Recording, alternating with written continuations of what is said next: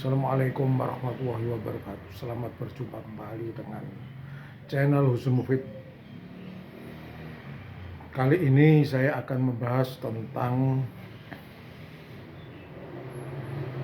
PBNU dalam kisaran politik di Indonesia dari zaman ke zaman. Namun terlebih dahulu saya memperkenalkan diri. Nama saya adalah Dr. Husnul MPDI, pemimpin redaksi menaramadinah.com, Ketua Takmir Mushola Al-Hilal Surabaya, alumni Fakultas Keguruan Ilmu Pendidikan Sejarah Universitas Negeri Jember, dan alumni Magister Konsentrasi Pendidikan Islam S2 YN Sunan Ampel, Surabaya. Pada pembahasan kali ini saya menyampaikan bahwa NU didirikan pada tahun 1926 pada masa penjajahan pemerintahan Hindia Belanda. Sementara VOC, Vereniging of Indische Company, sudah bubar, bangkrut dengan sendirinya pada tahun 1717 Masehi. Kemudian Indonesia diambil alih oleh pemerintah Hindia Belanda dengan Ratu Wilhelmina. Keberadaan organisasi NU ini berdiri setelah berdirinya Sarekat Dagang Islam tahun 1945. Tahun 1905 ya, bukan 1945 berdirinya Sarekat Dagang Islam. Tapi saya ulangi lagi bahwa berdirinya Sarekat Dagang Islam yang diketuai oleh Haji Samanhudi adalah tahun 1905.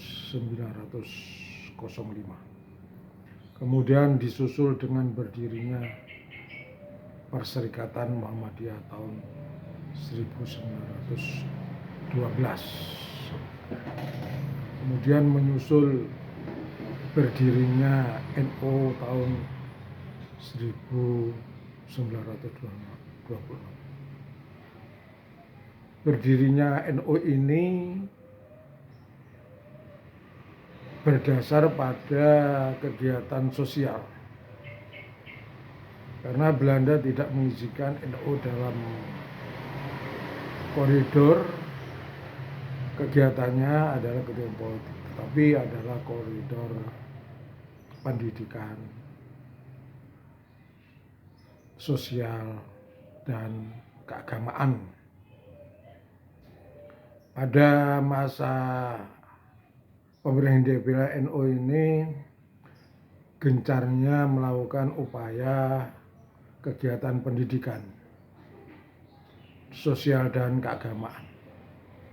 Kebanyakan adalah dilakukan di daerah pedesaan-pedesaan karena para kiai-kiai NU ini berada di daerah pedesaan. Misalnya Kiai Haji Hasyim Asy'ari berada di Jombang, daerah pedesaan, tidak di kota. Begitu juga Pondok Pesantren Kerapia adalah di daerah pedesaan. Juga pondok-pondok pesantren yang lain itu juga ada di pedesaan, tidak di kota. Karena para kiai-kiai ini lebih suka pindah ke pedesaan setelah Perang Pangeran Diponegoro berakhir. Sementara di kota-kota itu ya diduduki oleh para habib dan Perserikatan Muhammadiyah juga masih berada di kota, daerah Kauman, Yogyakarta. Juga Sarekat Dakwah Islam itu berada di kota juga. Hanyalah NU inilah yang bergerak di desa-desa hingga pegunungan. Oleh karena itu masyarakat desa dan pegunungan menjadi masyarakat Islam. Karena berkat warga dan Kiai NU yang mengislamkan masyarakat desa dan masyarakat yang ada di pegunungan. Pemirsa yang saya hormati, keberadaan organisasi Islam NU yang berdiri tahun 1926 ini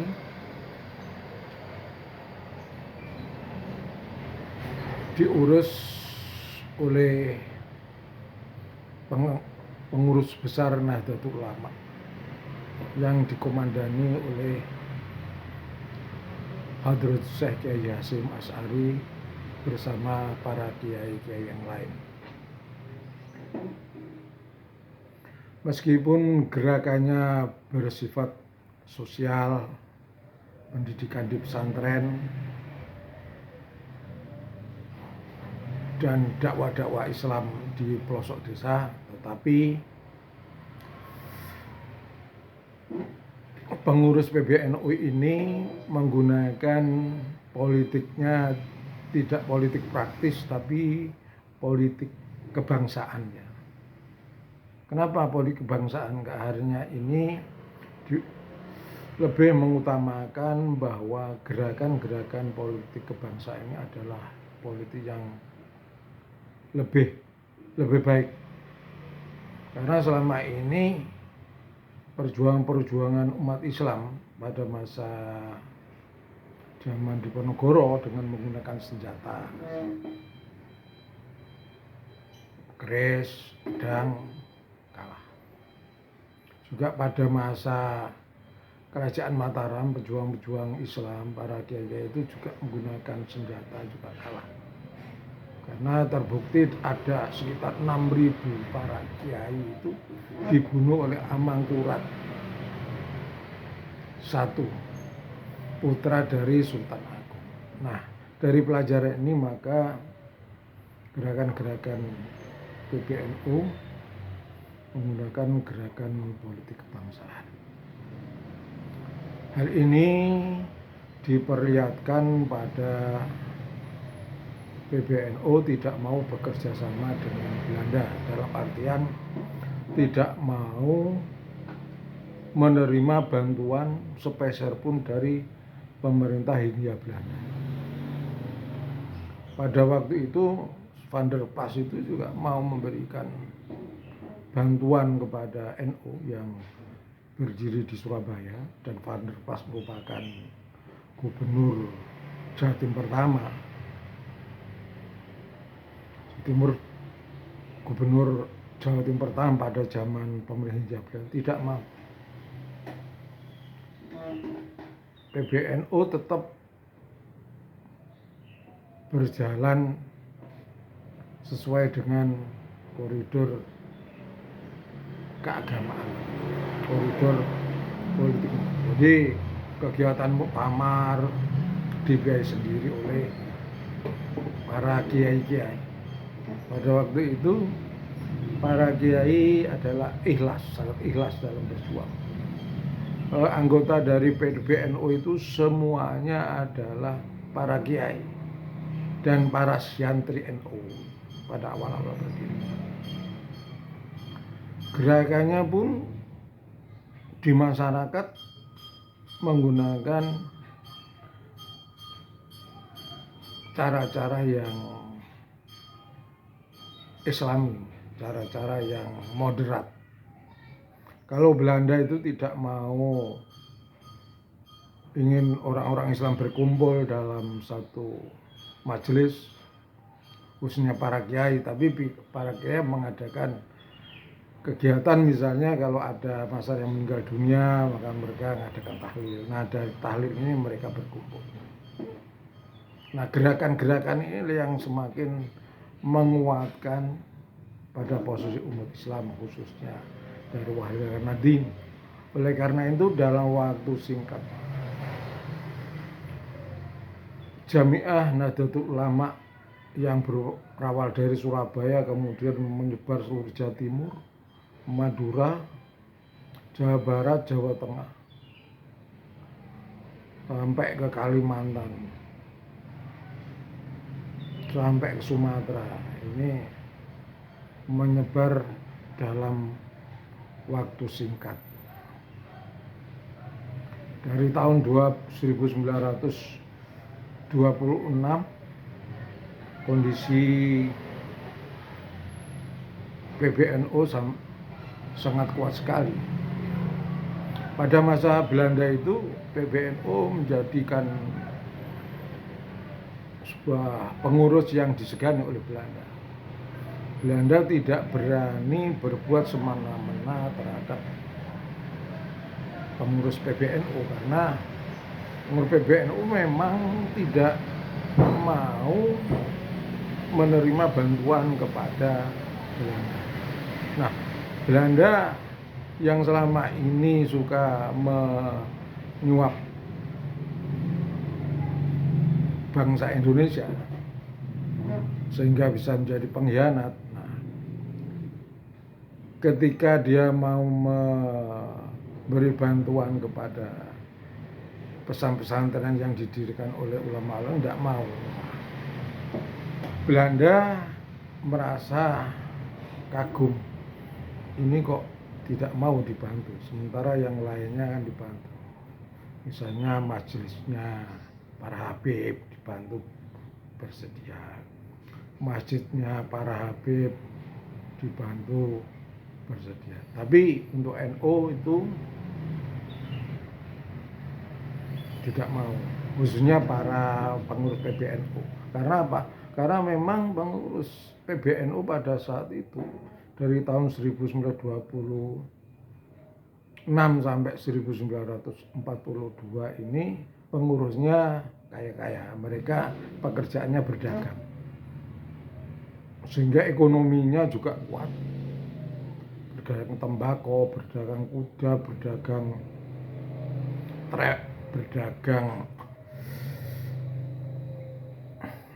buah-buahan, juga mendirikan travel, berdagang minyak wangi, berdagang kain gitu.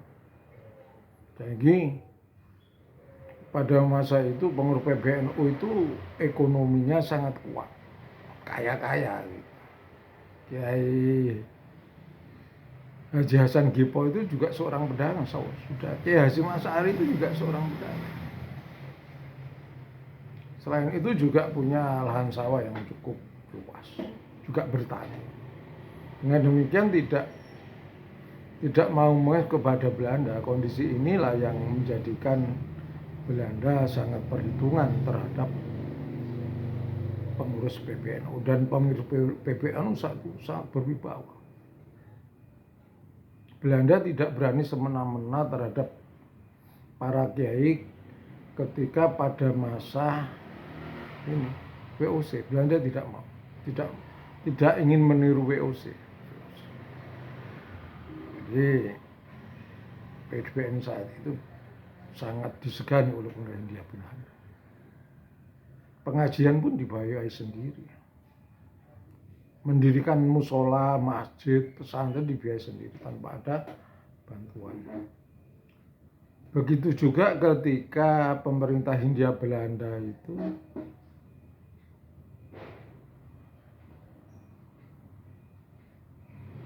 mau pergi dari Indonesia karena ada serangan Jepang yang mau masuk. Pemerintah Hindia Belanda meminta bantuan kepada PBNU, tidak mau, sangat tidak mau, karena Belanda dianggap orang kafir, tidak mau kerjasama, non kooperasi. Oleh karena itu Belanda benar-benar sangat segan terhadap pengurus PBNU. Kemudian pada tahun 1942 Jepang mulai masuk ke Indonesia, invasi. Itu yang ditemui terlebih dahulu adalah pengurus PBNU, yaitu Kiai Haji Hasyim Asy'ari. Jepang menyatakan bahwa sebagai saudara tua Asia untuk merayu pengurus PBNU. Kenapa penjajah Jepang memasuki Indonesia harus mendatangi pengurus PBNU? Karena dianggap pengurus PBNU pada saat zaman Belanda itu memang para ulama yang sangat disegani dan memiliki ilmu agama yang sangat tinggi. Pendidikannya di Arab Saudi, di Timur Tengah. Ya, Hasyim Asy'ari ahli hadis. Tuatan Vidya juga ahli Al-Quran. Semuanya pengurus NU pada waktu itu ahli agama yang sangat kuat.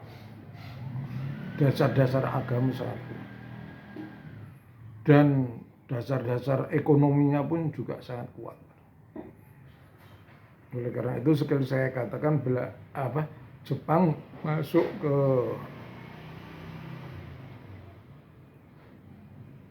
Jawa itu terlebih dahulu sowan ke Kiai Hadratus Syekh Hasyim Asy'ari PBNU untuk menyampaikan sebagai saudara tua. Tapi pengurus PBNU pada waktu itu tahu bahwa nantinya Jepang akan melakukan penjajahan.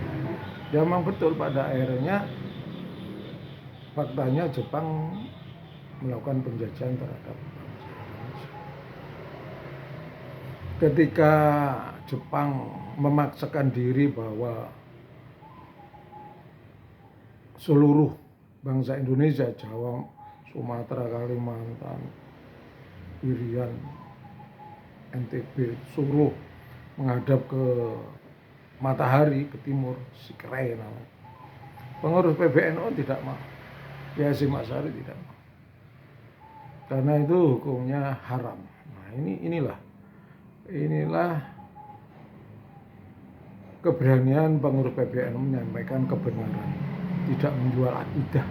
Artinya ketidakbersediaan Kiai Hasyim Asy'ari untuk melakukan ritual Sikrai, sembahyang ke menghadap matahari timur, akhirnya Kiai Hasyim Asy'ari ditahan di Jombang, di penjara di Surabaya. Tidak mau, karena beliau adalah seorang ahli hadis, ahli Al-Quran, seorang tasawuf juga. Tidak mau seperti itu. Dalam perkembangannya akhirnya beliau dikeluarkan. Nah, posisi ini pengurus PBNU dan Kiai Hasyim Asy'ari akan semakin marwahnya semakin kuat. Belanda yang sudah pergi itu ya menganggap pengurus PBNU semakin kuat pada masa zaman Jepang. Begitu juga pemerintahan Jepang yang menjajah Indonesia menganggap pengurus PBNU memang sangat hebat sekali, pendiriannya kuat. Oleh karena itu, ketika Jepang dibom atom oleh Amerika, maka langsung saja orang-orang Jepang militer yang ada di Indonesia langsung tidak bisa berbuat apa-apa, tidak bisa meminta pertimbangan atau bantuan kepada PBNU. Misalnya PBNU minta dibantu ya tidak mau membantu Jepang. Nah, Pada masa menjelang kemerdekaan, peran PBNU ini cukup besar sekali dalam perjuangan mempersiapkan bangsa Indonesia menuju Indonesia merdeka ini besar sekali, yaitu putra dari Kiai Hasyim Asy'ari itu menjadi anggota panitia 9. Terus Kiai Hasyim Bisri itu masuk ke dalam lembaga KNP, KNIP. Itu.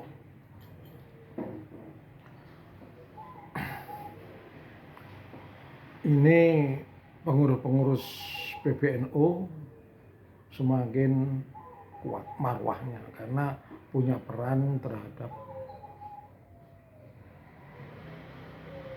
Indonesia menuju kemerdekaan. Begitu juga Kiai Wahab Hasbullah. Pada masa Presiden Soekarno menjadi Menteri Agama. Kemudian Kiai Haji Idam Maulid menjadi Waperdam. Orang-orang PBNU dan Kiai yang lain juga ada yang jadi Menteri Agama menggantikan Kiai Haji Wahab Hasbullah. Ini berarti pada zaman kemerdekaan, pada zaman Bung Karno, pengurus PBNU mempunyai kiprah yang besar dan mempunyai marwah yang tinggi dan dalam satu komando, jadi tidak terpecah-pecah. Hal ini sampai berlangsung sampai turunnya Bung Karno. PBNU dalam politik kebangsaannya tetap dalam satu komando. Begitu dalam proses transisi dari Kiai Idam Maulid kemudian ke Kiai ke Gus Dur, ke RSM-nya Kiai Ahmad Siddiq dulu, dari politik menuju ke hitah NU waktu di Situbondo. Waktu itu pada zaman Kiai Haji Idam Maulid, NU menjadi partai politik praktis dan dalam waktu singkat menduduki posisi ketiga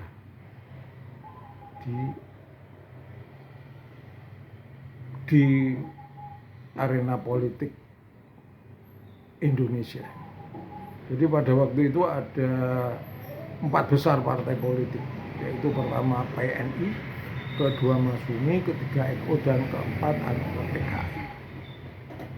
Ini menunjukkan bahwa pengurus PBNU saat itu memang memiliki kualitas yang tinggi, baik dalam bidang agama, bidang ekonomi, maupun dalam bidang politik.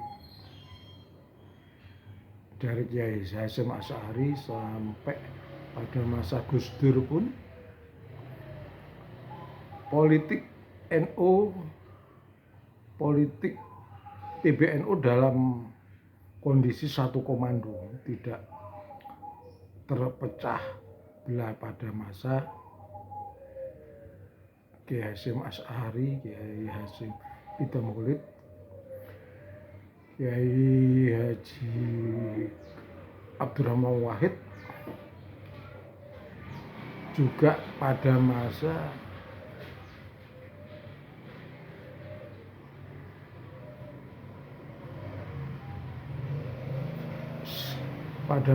setelah Gus Dur, yaitu saat dipimpin oleh kiai yang merupakan keturunan dari Sultan Hadiwijaya, yaitu yang berasal dari Pati. Dia seorang ahli fikih, ahli seorang tasawuf, yaitu Kiai Sahal Mahfud. Jadi dalam posisi dalam satu komando. Nah setelah Kiai Hasyim Asy'ari sudah tidak ada cukup lama, kemudian pada masa Kiai Hasyim Mujadi sebagai Tanfid ini ada pergeseran. Jadi tidak satu komando, karena Kiai Hasyim Mujadi mencalonkan diri sebagai wakil presiden mendampingi Megawati. Ini setelah Gus Dur dilengsarkan. Sejak inilah marwah daripada PBNU mulai bergeser. Jadi ada dua komando pada waktu itu, ada yang memilih Megawati Kiai Hasyim Mujadi, dan ada yang menjadi tim sukses Presiden Susilo Bambang Yudhoyono, ada yang jadi tim suksesnya Wiranto, yang berpasangan wakilnya yaitu pengasuh pondok Santobu Ireng. Ini mulai terjadi tidak satu komando. Kemudian pada masa kepemimpinan Tanfidnya ini, Kiai Said Agil Siraj ini, para politisi mulai masuk ke PBNU. Salah satunya adalah sekretaris umum dari Kota Tanfid. Ini adalah politisi PKB. Hal ini yang mulai politisi mulai ada yang masuk ke dalam PBNU. Nah kemudian pada masa kepemimpinan Ketua Tanfidiyah ini, Kiai Haji Yahya Stakuf ini, banyak politisi yang masuk ke dalam kepengurus PBNU. Nah ini marwah daripada PBNU banyak dipertanyakan dan ada yang protes. Misalnya Gus Nadir yang berasal dari Australia juga protes, dan kiai-kiai yang lain juga ada yang protes karena banyaknya politisi yang masuk ke dalam kepengurus PBNU. Bahkan ada bendahara dari PBNU yang dari partai PDI itu terlibat korupsi. Nah ini yang membuat banyak warga NU yang gerah. Ya puncaknya pada saat Pilpres 2024 ini, banyak politisi yang terlihat di dalam tubuh PBNU. Ada sekitar 64 orang yang dinonaktifkan. Di antaranya Habib Lutfi, Erick Thohir, Nurson Wahid, Khofifah Indar Parawansa. Pengurus NU-nya perempuan. Padahal zaman dulu itu tidak ada pengurus PBNU perempuan masuk muslim.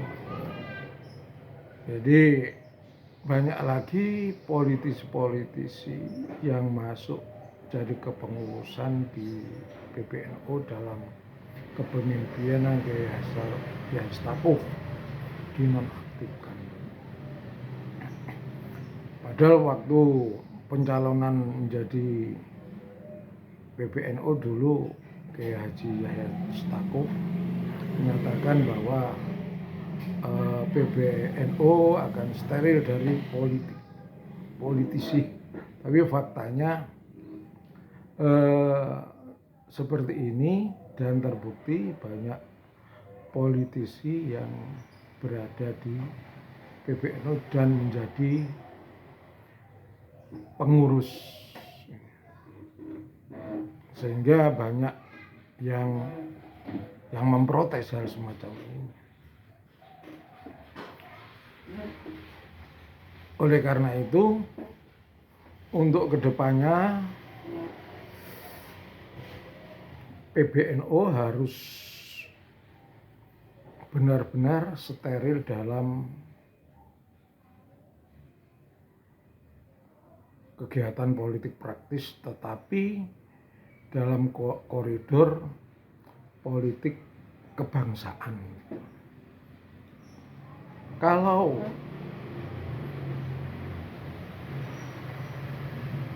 pengurus PBNU ini ingin marwahnya kembali seperti zaman dulu, bahwa pengurus PBNU itu ya harus para ulama itu, karena ini kan organisasi ulama, bukan organisasi politik. Makanya pengurusnya di PBNU itu ya harus ahli agama, ahli hadis, ahli sejarah, ahli tarikh, ahli fikih, ahli tasawuf, itu harus dimasukkan. Jangan sampai Kiai Haji Ulil Abdallah sudah jadi ketua Lakdam malah diganti Erick Thohir yang sebenarnya dia adalah pengusaha dan politisi. Akibatnya ya sekarang kan dinonaktifkan. Nah, sebenarnya Kiai Haji Ulil Abdallah ya tetap aja sebagai Lakdam. Orang-orang semacam Kiai Haji Ulil Abdallah, Gus Baha ini layak masuk ke dalam PBNU. Orang-orang ini lah, kalau politisi ya pasnya di Partai Kebangkitan Bangsa yang didirikan oleh PBNU pada waktu itu. Jadi ada tempatnya sendiri-sendiri. Jangan sampai bersilangan, yang di PBNU adalah politisi, yang di PKB ahli agama. Ini ya perlu diluruskan kembali. Ya di PBNU ya harus orang-orang yang ahli agama, ahli hadis, ahli Al-Quran, ahli tasawuf. Dan terbukti memang zaman dulu, walaupun beliaunya adalah ahli tasawuf, ahli fikih, ahli sejarah, ahli hadis Al-Quran, yang ngerti politik dan sukses pada zaman Belanda maupun pada zaman Bung Karno. Nah, saya selaku warga NU ini menyampaikan masukan karena saya juga salah satu cucu dari pendiri NU di Kecamatan Rogo Jampi Banyuwangi, Kiai Sodik gitu. Juga saya selaku cucunya ya ingin memberikan masukan, karena di Banyuwangi dulu kan banyak PKI-nya tahun 1900. Nah, waktu itu kakek saya jadi pengurus juga. Dari Masumi ke NU itu kakek saya jadi ketua NU di Kecamatan Rogo Jampi Banyuwangi, dan merupakan juga salah satu pendukung kepengurusan NU di PC Banyuwangi.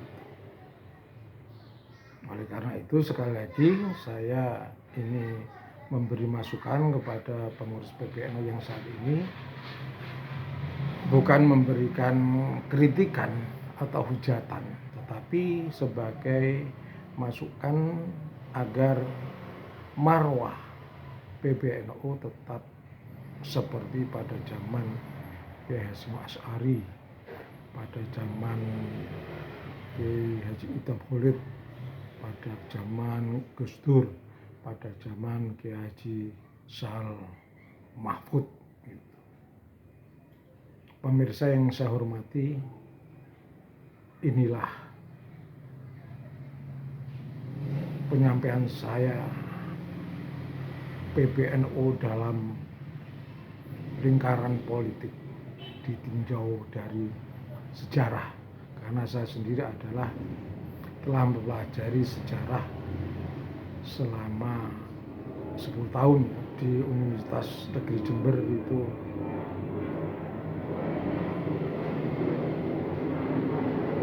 Enam hingga sampai 7 tahun ya. Kemudian di IAIN Sunan Ampel di Magister